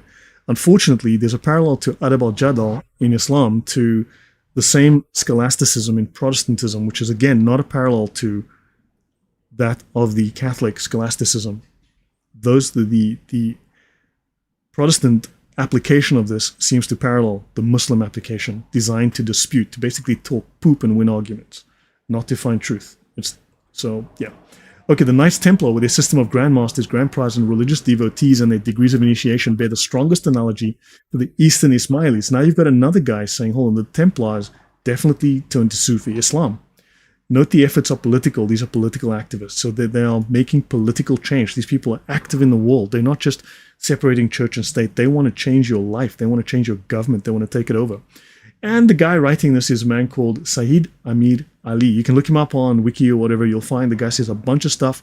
This is just one of his recognitions. The guy's a big name. Order of the Star of India, Indian jurist, prominent political leader, author of a number of influential books on Muslim history and the modern development of Islam, established the London Muslim League in 1908 and a bunch of other things. This guy was a heavy hitter. So if he says this here, I mean, if this is true, then yeah, Muslims have infiltrated a lot of places and taken them over. Sufis, Masons, Jihad. In Sufi doctrine, certain lineages, tariqas, chains of brotherhoods, construe Islam, Iman, faith, and Ihsan, right, as 3 points of psychic and spiritual evolution. The Muslim, the adherent who exercises Islam, becomes oriented to Sharia, the law. While literally it means road, it ordinarily translates as law. The Mu'min, and we've discussed in monotheism, Mu'minin, right, one who exercises Iman embarks on tariqah, the mystical chain of spiritual enlightenment, right? So Iman, faith, and Ihsan is a very Gnostic-related term. If you look in the Reliance of the Traveler, look up Ihsan. It's a practice really for the senior scholars, the Sufis, which is very Gnostic as well. Yeah, so guys, if you do like this, like, share, please subscribe, let your friends know. All right, so the Muhsin, who exercises Ihsan, acts from a state of Hakika, this ultimate spiritual reality where you're connected with Muhammad, where there is only contemplation with the divine, Muhammad. The Arabic word for mason is al-banna, or builder. The fundamental word for the Royal Arch School of Masonry is jabulon, composed usually of the Hebrew letters aleph, bet, and lam. Now notice within Islam you've got those weird letters in the Quran, alif, lim, mam. Similar, ABL. According to the Reverend Canon Richard Tiedemann, in an address to the Supreme Grand Chapter of England on 30 November 85, the word is a compound of 3 Hebrew terms, Il Jah, I am, which indicates eternal existence, Aloy Be'el, on high in heaven, and Eon, which is the eons, the Gnostic eons, strength, pronouncing 3 aspects or qualities of deity, namely eternal existence, transcendence, and omnipotence, and equating to the true and living God. So now we're going from Masonry to what the hell's going on here? Okay, so this is all, so Masonry to Christians to Islam all being one religion. The letters A, B, and L represent the Sufi watchword al-Banna. To the Sufi builders, the word intimates also Hussein al-Banna is the founder of the Muslim Brotherhood, a Freemason, a Sufi, and the founder of the Muslim Brotherhood, the world's largest terrorist organization, and also, well, it's a terror organization, and it's the world's largest secret society. To the Sufi builders, the word intimates initiation, and the three letters symbolize key meditation postures. And these meditation postures, look up the practice within Eastern Orthodoxy, hesychasm, Hesychasm, and you'll start to find connections here. This is not good. Alif is the kneeling posture. The second letter, Ba, is symbolic of prostration and concentration. The third letter, El, Lam, in Arabic, is shaped like a rope. To the builder, Lam means the rope which binds all in mediation. The builder is the mason. The letters Alif, Ba, and Lam, according to the mystic Abjad table, when added together, produce the sum of 33.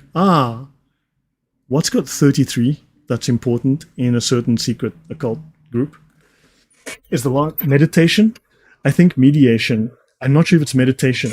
I'm not sure that it could be a typo from my part. Sometimes the texts that I'm working off are very old and badly scanned. Some of them are, so it could be. I think it's mediation. I think it is that, but I could be wrong. The one that keeps coming up, the Freemasons, 33, Alif, Ba, Lam. See? So some tafsirs describe these letters in the Quran as animals, like as a whale. Very stupid, yeah. So Hassan al-Banna belongs to the Ikhwan. He founded the Ikhwan, the Muslim Brotherhood, the world's largest secret society. All right. So Ahram Online, in an interview, this is an Egyptian newspaper. It's legit Egyptian newspaper. In an interview with this channel and blah, blah, blah, noted the story of Brotherhood leaders embezzling donations is hardly new. Muslim Brotherhood leaders theft. Beginning with Hassan al-Banna, who in 1928, the year the Muslim Brotherhood was founded, managed to obtain a large donation from the Suez Canal Company, headquartered in Ismailia. Okay, now we've got the Ismailis again. These Ismailis come up a lot when you start looking at Islamic occultism, right? And the Suez Canal Company, we'll look at that. In 1948, the brothers were particularly busy exploiting the war in Palestine to collect money for jihad. Okay, secret society involved in warfare. The deputy resigned after he discovered al-Banna had embezzled most of the funds, and The Secret of the Temple, Part 2, published by the General Egyptian Book Organization, also details the influence of the Mesos on al-Banna's thinking. He means the Masons, that's a typo. So the Freemasons influenced his thinking. Louis Antoine, who was the Grand Master of Masonic Lodge in France, was the director of the Suez Canal Company that funded the Muslim Brotherhood. So this comes back to an Islamic connection to the Masons, again, funded by the Masons. It made a donation to al-Banna, and al-Banna adopted elements of Masonic structural organization, including the requirement members swear an oath to the organization and its leader. Egyptian newspaper. Another Egyptian newspaper. Senior national security official claims the Muslim Brotherhood is a Masonic group. A national security official who took part in the investigation of former President Mahmoud Morsi's espionage case claimed that the Muslim Brotherhood is a Masonic group that aims to bring a new religion into Egypt. State-owned Al-Ahram reported. In his testimony on Monday, Adel Azab, head of the National Security's Extremist Activity Investigations Department, supported his allegation by saying that Hassan al-Banna is not the group founder's real name. No one in al-Banna's family has that surname because it's a nickname, al-Banna the builder, the mason. Right? And that he added that Banna's father is a Moroccan Jew who relocated to Egypt. Whether that's true, that's questionable, but that is typical practice in the Middle East. If someone's bad, he's a Jew. It's that simple. I wouldn't believe that. I would disregard that. But Morsi, along with 10 other members of the Muslim Brotherhood, is facing charges of leaking sensitive intelligence reports and military information to Qatari authorities. Yes, so they're not necessarily squeaky clean either. Ikhwanis.com, the hidden face of the Muslim Brotherhood. Sheikh Rabi, the destructive Freemasonic principles and protocols of Al-Ikhwan al-Muslimin, the Brotherhood of Muslims, the Muslim Brotherhood. And they say here, Sayyid Qutb, destructive revolutions against authority in the name of social justice, and Hassan al-Banna, they took ideas and methods implemented from Freemasons in the 19th century to topple the monarchies and governments of Christian Europe. So they're claiming here that the Freemasons were attempting to topple Christian governments in Europe, to destroy the Catholic Church, to destroy the Church. And these Muslim Freemasons are taking these ideas to take over the Middle East. In this article, we present numerous statements from scholars of the Sunnah of our time, blah, blah, blah, about the alleged golden principle of Hassan al-Banna and al-Ikhwan al-Muslimin, which is in reality just a rendition of a Freemasonic principle and slogan of brotherhood, oneness, and unity, irrespective of creed. That is known as Christian ecumenicism. A brotherhood, a unity, we're all brothers in Christ. It's a unity. Our creeds don't matter, even if we believe things that are utterly contradictory, even if we as Protestants have in our creed, as part of the dogma of our church for the last 500 years, that the Pope is satanic, the Pope is the Antichrist, and Catholics are following the satanic Antichrist Pope. But we're one in Christ. Unity. Nonsense. Nonsense. Doesn't work. So, yeah. So maybe we want to look at ecumenicism and think maybe it comes from a source we don't want to listen to. And in part 2, this article is about the Machiavellian and Masonic tactics, because when you start looking at Machiavelli, you might see an Islamic connection as well. You never know. So wolves always trying to destroy the Catholic Church. Have I missed any good comments? Confucius said, word spoken by the prophet from desert does not hold water. Lekker om jou weer te sien, my broer. pt4 Apologetics. Goed om jou te sien, bra. Hoe gaan het by die huis? Waar is jy? So, yeah. Let me see, have I missed anything? Okay, nearly done, nearly done. Has this been useful? Again, like I said, these sources, be careful. The Genesis 6 Conspiracy, Gary Wayne. So this is a book, How Secret Societies and the Descendants of Giants Plan to Enslave Humankind. Okay, maybe be careful. But there is some truth here. So while I wouldn't say I believe all this, there's some truth here. Right? Muslim philosophy is directly associated with Hermes, who is renowned in mystical Islamic tradition as Idris, Enoch. Idris of the Quran was recorded as a monotheist prophet with scripture. Oh, wait, so he brought scripture into Islam. He was a monotheist, but he was the Egyptian god, pagan god. Philosophy, the love of wisdom, derives from Greek phileo, to love, and from Sophia, wisdom, and endeavors to develop a consistent worldview and way of life based on a peculiar zeal in the arts, sciences, or any branch of knowledge, the 7 sacred sciences. Philosophy is concluded to be superior to the particular sciences, so wisdom, philosophy, thinking, imagination, is greater than the specific, concrete sciences. It is their arbiter dedicated to harmonizing and uniting the sciences. So in other words, the sciences must be subservient to the overarching ideology. And this is very much like we look at when people talk about Luther was a great thinker, great rational. No, Luther called reason a whore.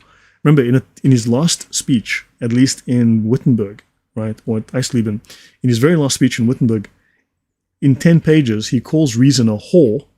Right? He makes 33 references in 10 pages. He calls reason a whore, the enemy of God. Reason must be trampled. Reason is the devil's bride. Reason must be, you have to throw poop in her face. Reason is idolatry. Reason is sin. Reason is disgusting. 33 times.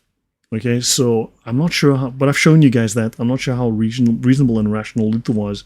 If reason was sin, if reason was evil, if reason was the devil's whore, devil's bride, a prostitute. Okay?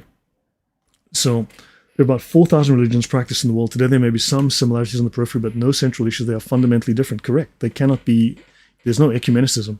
I'm often labeled a Satanist for practicing Catholicism. It no longer bothers me. Yeah, I know, there's a lot of that going around. So this ecumenicism reminds me of the Abu Dhabi Abrahamic family house crap. Yep. So Muslim philosophy and Hermeticism descend from Enoch the evil. Ergo, Arabic philosophy is not Islamic monotheism. Fascinating. So Muslim philosophy is polytheism or mysticism, which overran the Islamic world through the Sufis, the Ishmaelites, and that's, when he means here, is the Ismailis. We just mentioned the Ismailis earlier. And of course, within the Ismailis, I believe you have the Aga Khan. Look that up, right? And other Middle Eastern cults. The Sufi religion, according to Booth, relies heavily on Hinduism for its teachings. I have looked at the connection between Hinduism and Islam, and I agree. There's a clear connection.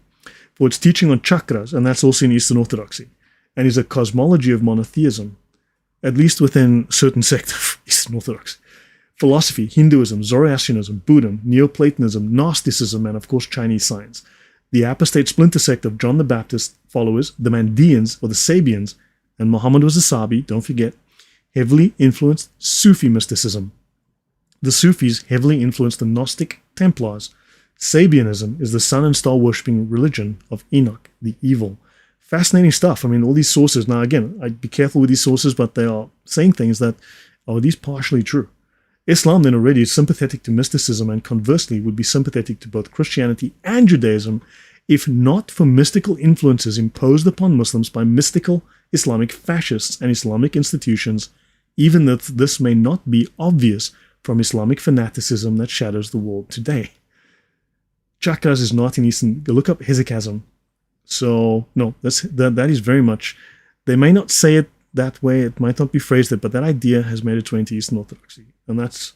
So, Gnonsense, Yazidism, and Din Array. So, in the last couple of slides. Yazidism or Yazidism officially began somewhere in the 12th century within the Kurdish mountains, which border northern Iran, southern Turkey, and parts of Syria. I've been up there a few times. Most historians report an ancient version of the religion, which began much earlier, possibly 7,000 years ago. The name Yazidi might come from Yazd, Iran, or Yazad, Yazata, which means God in Kurdish. So, some believe the name comes from a caliph named Yazid ibn Muawiyah, who killed the Prophet Muhammad's grandson and then retreated within the Kurdish mountains. The religion began to defy Islam by drinking alcohol and not facing Mecca in prayer. The Yazidis now live in tribal communities and face persecution within the Middle East. The Yazidis claim to incorporate parts of Islam, Christianity, and Judaism. Ik in Joburg. Okay, goed. But are closely linked to Zoroastrianism, which is, of course, also accepted within Islam. Zoroaster is accepted as an Islamic prophet. Zoroaster preached two mentalities under one God, Ahura Mazda. The Magi, three wise men from the Bible, were believed to be Zoroastrians. This religion comes from the Ismaili branch of Islam. Again, the Ismailis. So we've just spoken about the Ismailis and the Gnostics and the So yeah, Yazidis' roots are Zoroastrian, but they have added their own spin to the religion. Sheikh Abi Musafir, was the founder of the modern-day version of Yazidism. They have two holy books, the Black Book and Revelation. Some believe Revelation is a forgery, authored by Westerners with the intention of sugarcoating the odd religion. The Black Book might also be a forgery, but there's a debate. Because of the religion's secrecy, scholars believe this group never had an official sacred text. Yazidis are known for passing on the traditions orally through their holy men or priests. So this oral practice, that's very, very interesting. Yazidis believe that God, or Zwede, created the world from a white pearl. He put this pearl on the back of Anfar, a bird who carried it for 40,000 years until the earth evolved. God is made up of a holy trinity with Malak Tawas, a peacock angel, also known as Satan, Sheikh Adi and Sultan Ezi. Malak Tawas is also called the peacock angel, and this is also, you'll find this within the Sirah of Muhammad. And Muhammad, they've stolen this from the Zoroastrians and from these Yazidis into Islam as well. God is made up of a holy trinity with Malik Tawas, a peacock angel, blah, blah, blah. And the peacock angel is the most important in this trinity and appears every 1,000 years. Malik Tawas is God like an alter ego and leads the seven angels that come from the pearl. Westerners, Muslims, and ISIS believe Malik Tawas is Satan. Shaitan is Satan in the Quran. Yeah, more nonsense. Shaitan, another name for Malik Tawas, refused to bow down to Adam and Eve after God commanded him. Yazidis believe God and Satan made amends and reconciled. The peacock is Malik Tawas' symbol. Satan was not created by God, but born of a white pearl. Many Muslims and Christians label the religion as devil worshippers. It should be noted within the Sirah that all the spirits of heaven, that's everyone's souls before they appeared on earth, also bowed and worshipped Muhammad, which is fascinating. Satan wouldn't do this, but everyone bowed and worshipped Muhammad. So yeah. So let me see. Let's continue. Middle Eastern Yazidis speak Kurmanji. They believe in reincarnation. They pray 5 times a day, just like certain religion we know. In front of fire, they fast. That's just very Zoroastrian. They fast. They celebrate their New Year's Eve. They throw a festival of the peacock. Refuse to eat lettuce. Maybe they should refuse to eat, Brussels sprouts or something, and made a pilgrimage to Sheikh Musafar's tomb. The founder, they believe Jesus was an angel in human form and Muhammad was a prophet. They won't spit or wear the color blue. Some believe the color blue represents Noah. This is especially interesting because the flood might have been about getting rid of all the fallen angels. Yazidis are baptized and circumcised, but that's not a requirement.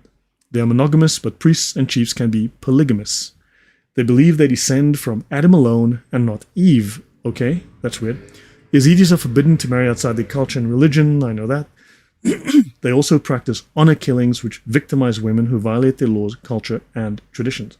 A few years back, a case in Germany was reported about a Yazidi girl who fell in love with a German boy and her family killed her. So, yeah, more nonsense. So this is nonsense, Gnosticism within the Yazidis. right? And they are Gnostics, according to Dina Ray, who wrote about Jesus was an angel. Now, the story of Jesus as an angel also appears in the Islamic Sirah. If you look through the Islamic Sirah, I've discussed it before. Jesus is also an angel. He has two natures, a human one and an angelic one, and he flies around. So, yeah, so Islam has taken ideas from everything. Okay, so conclusion, final slide. So that's it from me. So yeah, I make content on cultural, historical movements that impact and threaten Christianity and the Christian faith. I say things that annoy people. So as you all know, my content covers diverse topics, but also controversial topics such as Islamic law, Islamic history and occultism, hysterical atheism, nonsense, okay, the philosophy of nonsense, right? So Gnosticism and the philosophy of nonsense that it spawned. The church under threat from these ideas, sources of, and my source is always available on my Google archive. So if you go to my page, there's a little link on the top right. So you can also trap them if you place them inside a circle. Great. Okay, Noah Act, welcome. Yeah, so guys, this was a little overview of nonsense, of Gnosticism in the world. And hopefully you've learned something about Islam from hopefully we've seen now how Gnostic Islam is, how deeply Gnostic it is. So yeah, I think that is it from me. And yeah, any final questions before I wrap up here?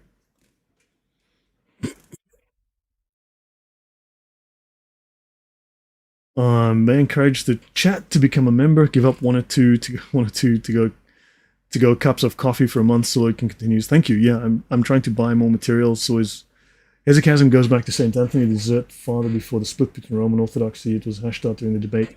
I know it was hashed out. And I mean, look, a lot of things are explained away by Protestants as well, but the fact that they're explained away doesn't mean that they're explained. They're explained away. So there's an issue there. I've looked at this and I'm like, yeah, this doesn't add up. So, yeah. So, okay. So guys, that's it from me. It went longer than I anticipated, but I wanted to finish this. I'll probably do something else. What's your opinion on René Guénon and Evola? It's quite popular. And I can't remember. I've looked at it. I can't remember what it's about, to be quite honest. So thank you, Lloyd. Good night, everyone. Yeah, so guys, hopefully this was helpful. Hopefully you learned something. And yeah, so as you know, my topics that I discuss aren't for everyone. They don't make everyone happy. But yeah, hopefully I am presenting facts, things that I verify. I say things that are very bold, very blunt, but I do try to provide evidence that backs up what I say. So yeah, Islam is Gnostic. So use the information. Is Lloyd Catholic? No, Lloyd is actually raised Anglican, but I live in Poland. I go to the Catholic Church because there's not many other churches out here, and besides, they're all speaking Polish, and I have no idea what they're saying. So, is baie welkom. So is allemaal baie welkom. Ek is baie bly dat julle hier was, en hopelijk het julle dit geniet en iets geleerd. So, go make everyone happy at the same time. So, yeah. So, guys, thank you very much. It's 1 billion degrees here in Poland in the shade. So yeah, thanks all. Hopefully you can use this material, ask questions down below. My research archive is down in the description. Use that, and remember, Christianity is logos. It is truth. Everything else is just a bunch of nonsense. All right. Yeah, I know it's accepted, but I mean, then again, there's a lot of stuff accepted in Protestantism that I would consider Gnostic and just complete nonsense, utter trash. So, yeah, and one fine day I'll discuss hesychasm, and I think I'll show that there's too much Gnosticism in the EO. Nie mówisz po polsku? Tak, ja, nie mówię po polsku. Mówię po angielsku i po niemiecku i po afrikaans, ale nie mówię po polsku. Ja mówię bardzo trochę po polsku. Okay, ja, das war Channel. Okay, ja, danke Leute. Das war mich sehr gut. Ich hoffe, ihr habt etwas gelernt, und ja, ich sehe euch morgen. Ja, machen wir noch etwas anderes. And take care, everyone. See you all.